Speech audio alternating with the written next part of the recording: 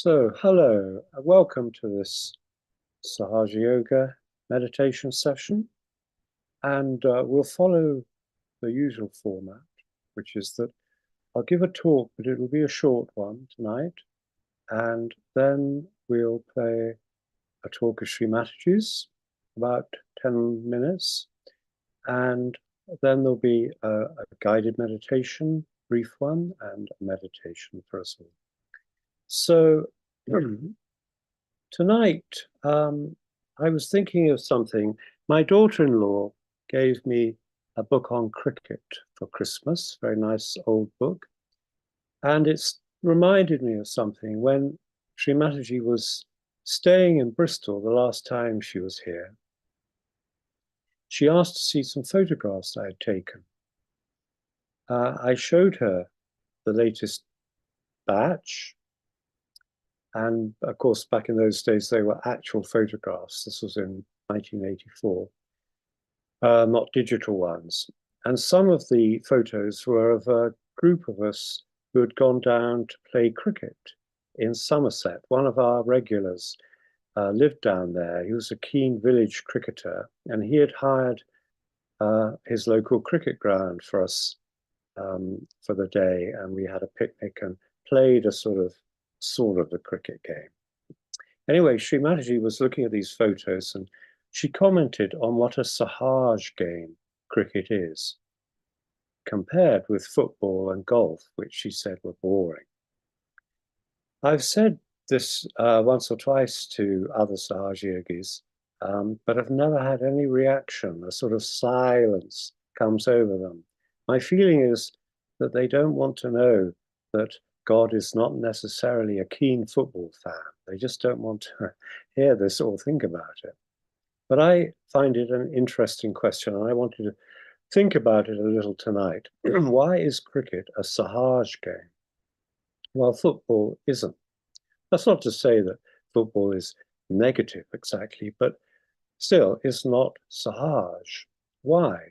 Especially when they both feature two sides of 11 players each and revolve around a ball.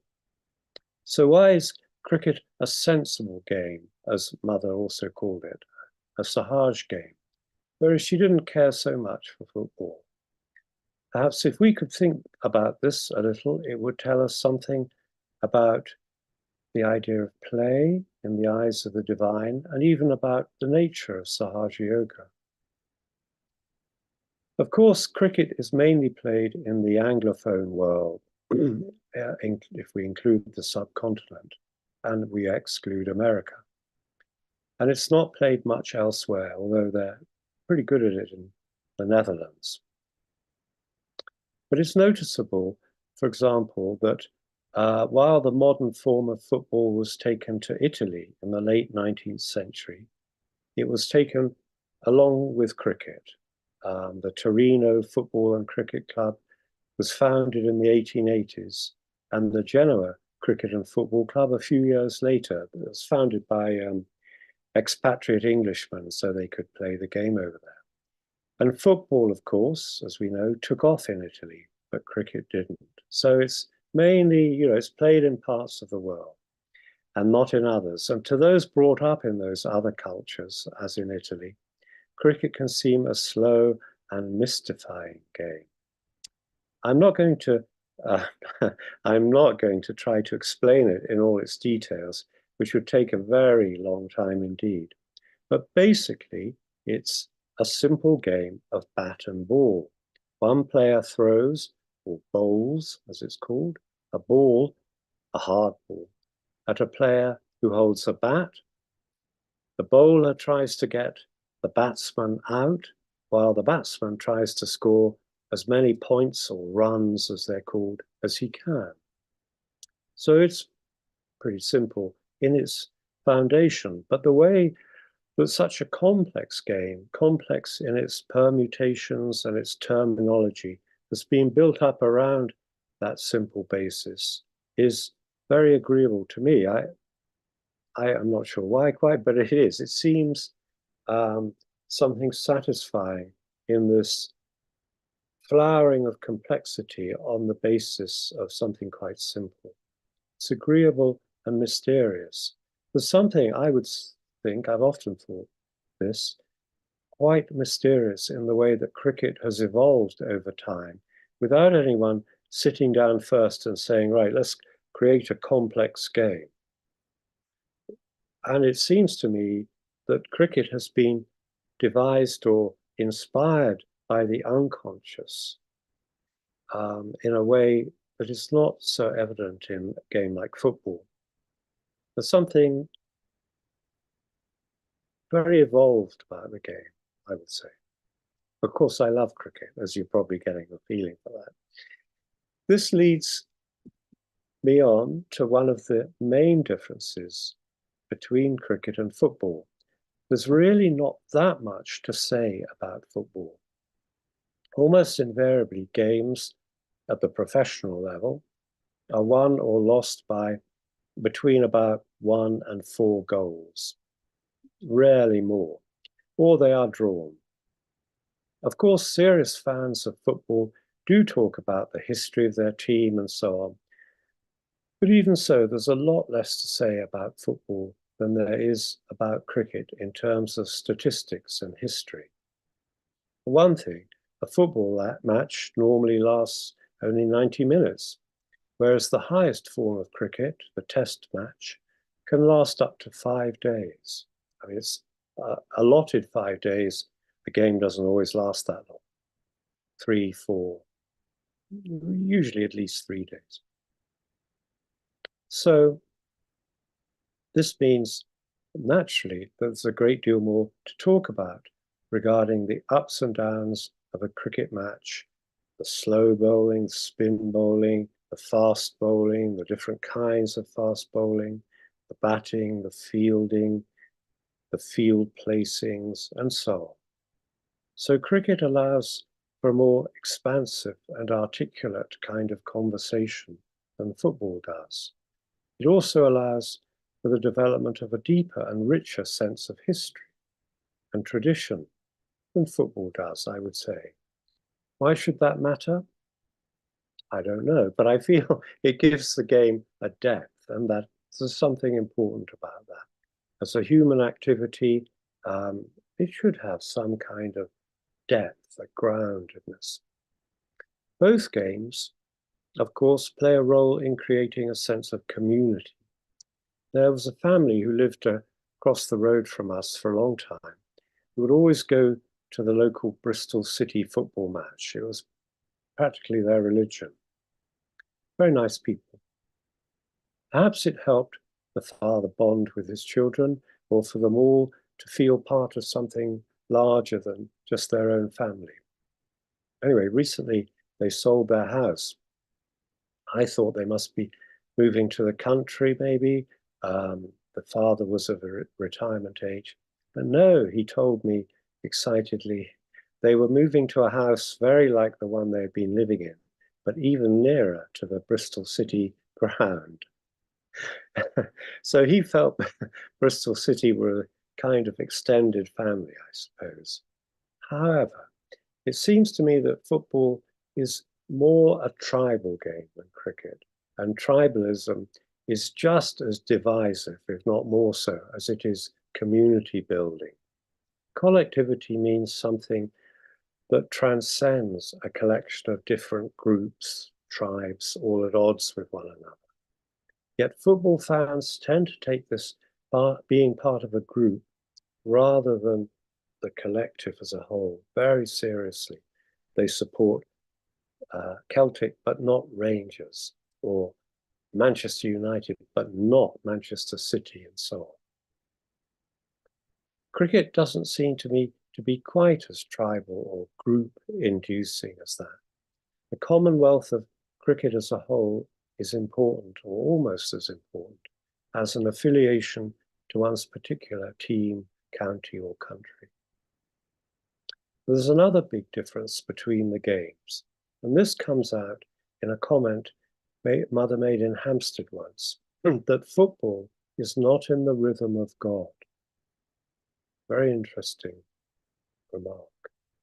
I don't often watch football, but when I do, it seems to me a strange mixture of the frantic and the boring.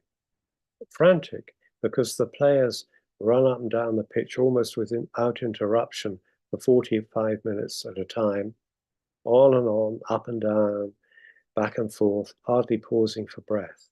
The game doesn't breathe. The mood of the game, this sort of frantic intensity, pushes the supporters off center. The unrelenting pace of the game screws them up into a very emotional, tribal state. Or so it seems to me. I've never been to a football match, but it's clear on television that that's what it's like.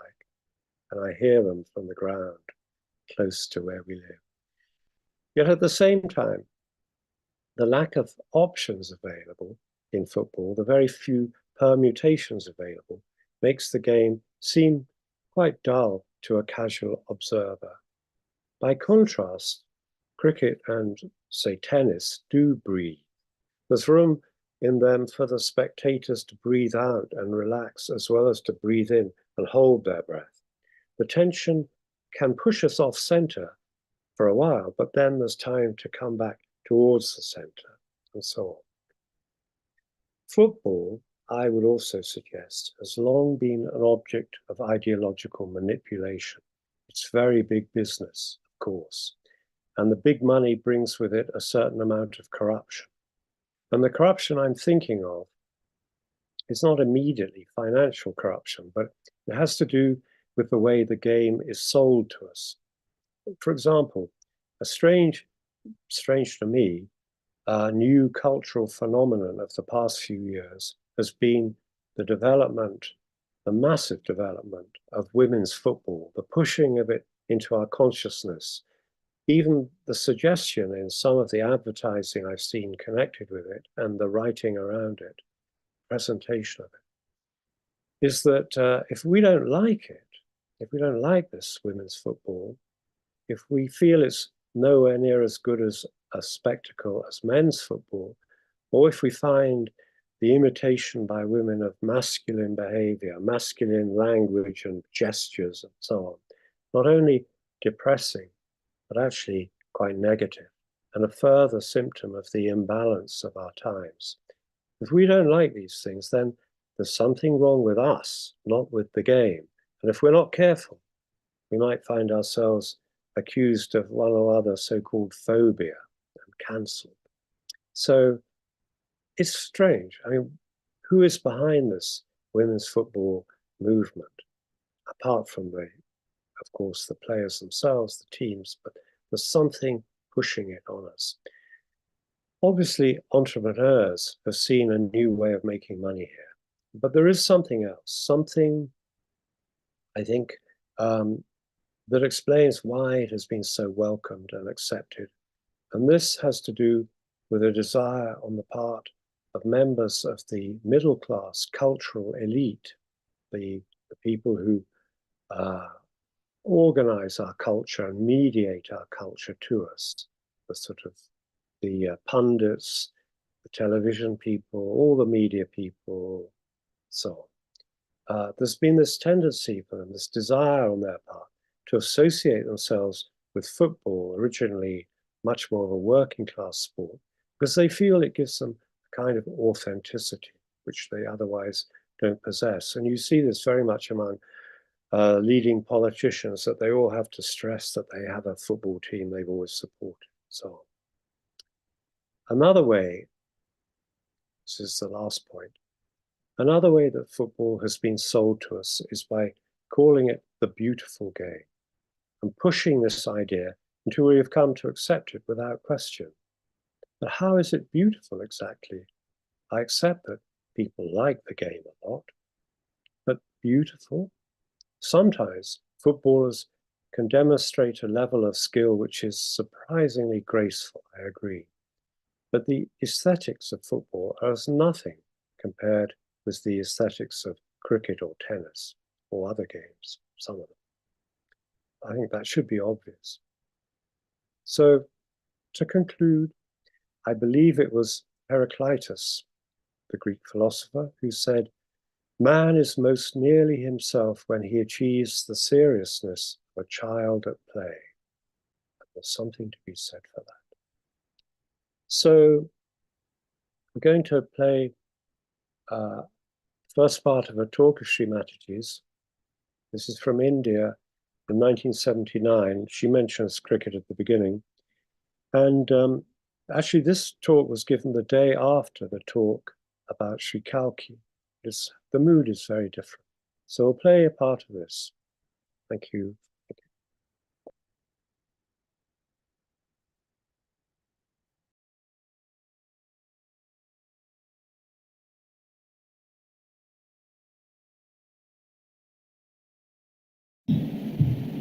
Shri Vijay Merchant, Mr. Zakde, all the Sahajogis who have come here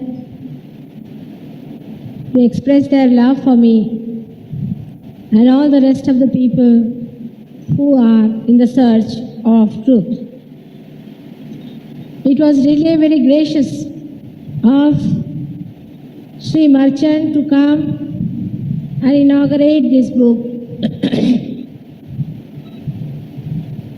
I have been from my childhood watching his cricket. I must say I am quite a big cricket fan myself. I think cricket is the game which is really sahaja, between one extreme of football and another boring game of golf. And I always have been appreciating the way he has been manning our teams and has been such a good captain to our country, and have been admiring him, the way he has been able to handle the glory in the field of cricket. Even after that, instead of wasting his life like all other successful people of this life in retirement, he's doing such a great work, and such a feeling he has for all the downtrodden and the poor people of this country shows that he is a very sensitive personality. I am very thankful to him the way he is been kind to all of us and have been here and spoke to us about his own work. I agree with him entirely that the downtrodden are the ones who are not so well off as we are, or we can say the one who is not such a good batsman, the weaker one has to be helped and sustained by the stronger one. This is exactly what we are doing in Sahaja Yoga. What we are doing in Sahaja Yoga is that we are reaching to the roots of poverty. We are not just trying to do the patchwork of just improving the material conditions of people. Because you have seen in the world, people that have been very affluent. In the countries like Switzerland and Sweden, where people are very affluent and they are committing suicide, the maximum number of suicides are coming from Sweden. I had informed you last time that we had some people coming from Sweden and their vibrations were something like the dead bodies. We have to know the roots of our troubles first of all. If we just try to treat the symptoms, we cannot go too far. And maybe that we may cure one symptom but may cure another symptom. I'll give you a very simple example of my husband's sensitivity to his organization, which was Shipping Corporation. He is another philanthropic gentleman, and he wanted to do a lot of good for the drivers who were in the organization. And he said their pay is very little, and the women and the men are really living in substandard conditions. We must do something about that. And so he started raising their pay.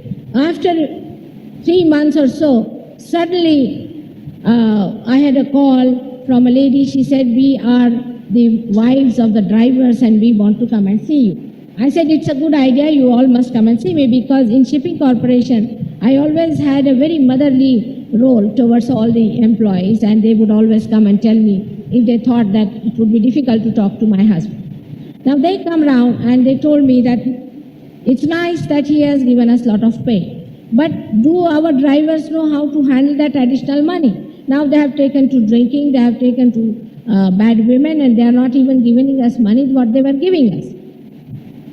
What is the basic root of poverty? It is not God, it is human beings. The human beings who have got too much ambitions.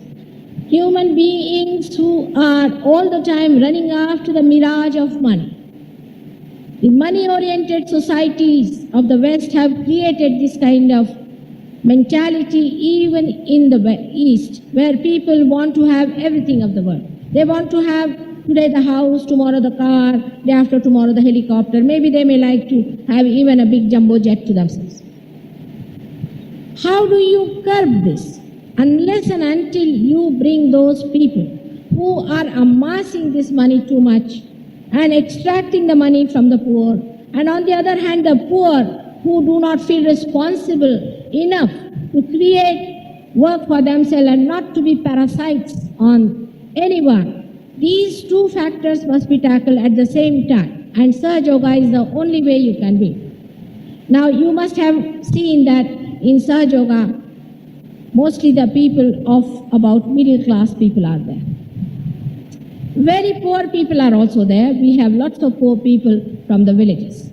In the Sahaja Yoga, when the Kundalini rises, you get your own power within yourself by which you feel satisfied. And this too much of hankering after money, position and all that dies out. And such a person himself thinks of the others who are around, because on his vibrations he can feel, and he can feel the needs of others. As for the sick that are poor or sick who are the rich, even diseases like cancer and leprosy can only be cured by Sahaja Yoga. We treat people without taking a single part. We have cured thousands of people all over the world without taking a single pie from them, whether they are poor, rich or anything. Mentally, there are many people who are disturbed. For example, most of the money of the poor goes for drinking. They drink like fishes. They waste their energy in drinking. You might think I'm talking on prohibition, but drinking is against human sustenance. Now, you cannot ask people to stop drinking. It's an impossibility. If you tell anybody that you stop drinking, he cannot stop. Most of the poor people, so-called poor sometimes I feel, have lots of money to waste in drinking. We must see to the other side of the poor also. By giving them more money, are we really making them responsible? Are we making them better people? Are we making them good citizens? And are we making them one with the divine force? So, supposing a poor man comes to you and he is a drinking fellow. Now, you cannot tell him don't drink. If you tell him don't drink, he'll hit you hard. If there are 10 more, there's more danger.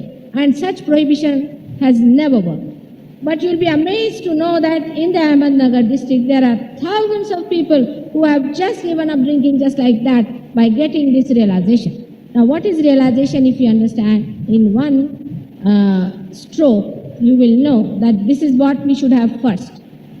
And then other things should follow. Is that you, by realization, you get to know yourself. You get to know your own powers which are hidden within. You get to know what are you, and you get to know the absolute. As you said, is very true. Without getting to self-realization, you will not know what is really right and what is wrong. There cannot be any absolute value because you have not yet discovered your absolute.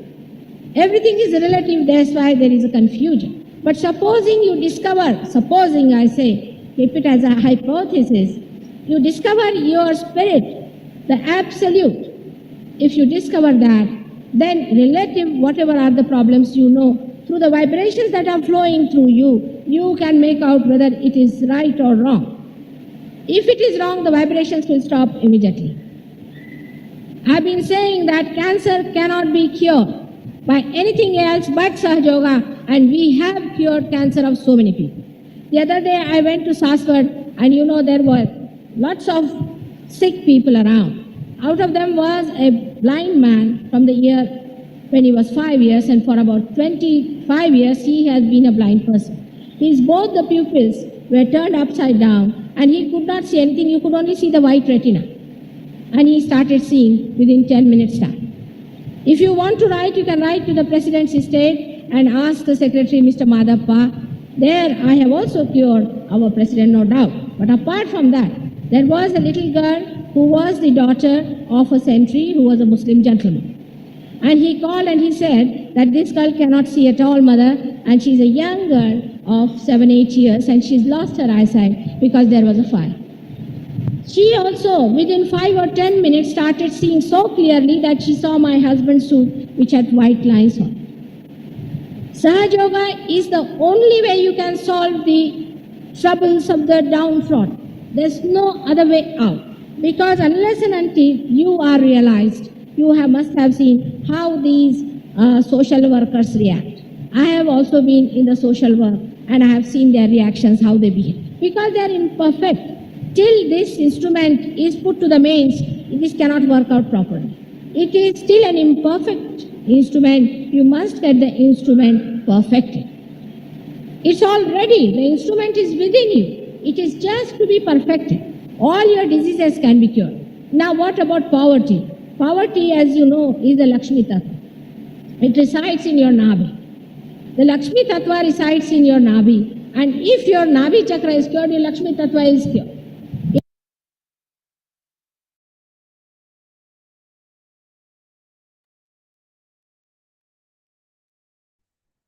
So we put our attention to the Vishuddhi chakra. So this meditation is going to be mainly about the Vishuddhi because Shri Krishna is the Lord of play and the understanding. In our country, because of black magic. So Shri Krishna is the Lord of play and of the understanding that existence is a play.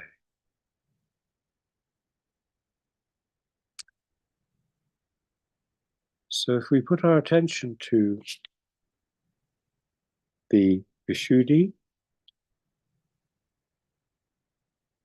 Shri Krishna, you are God as a child.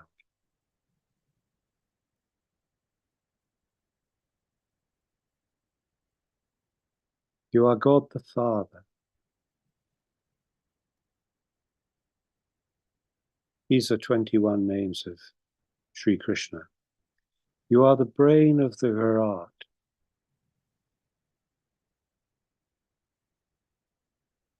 You are intelligence, holy and pure. You are the Lord of collectivity.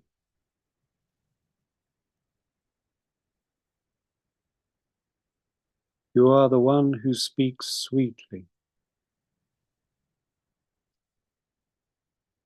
You are the master of divine diplomacy.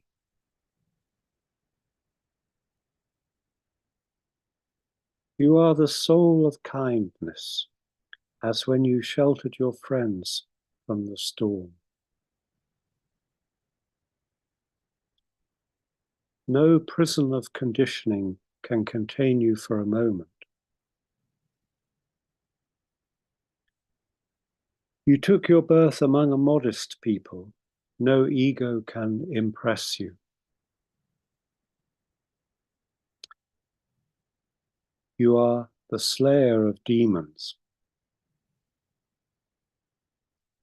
You are the Lord of tricks and stratagems.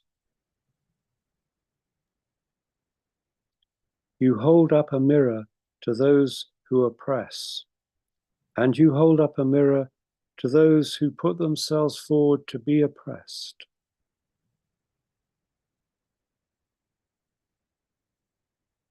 You are Sri Leela Dara. You show that existence is a play. You are the teacher of the Rasa Leela. You are exuberance itself. You are the player of the human instrument, ourselves. You are Sri Yogeshvara, the Lord of Yoga. Detached, You are the witness of the play of being. Detached, you are the bestower of detachment.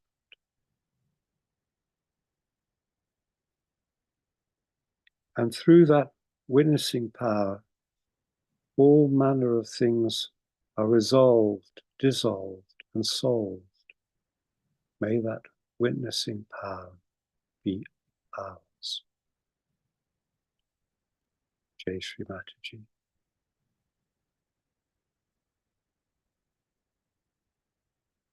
So I'll ask Priti to put the music on again, and we'll meditate.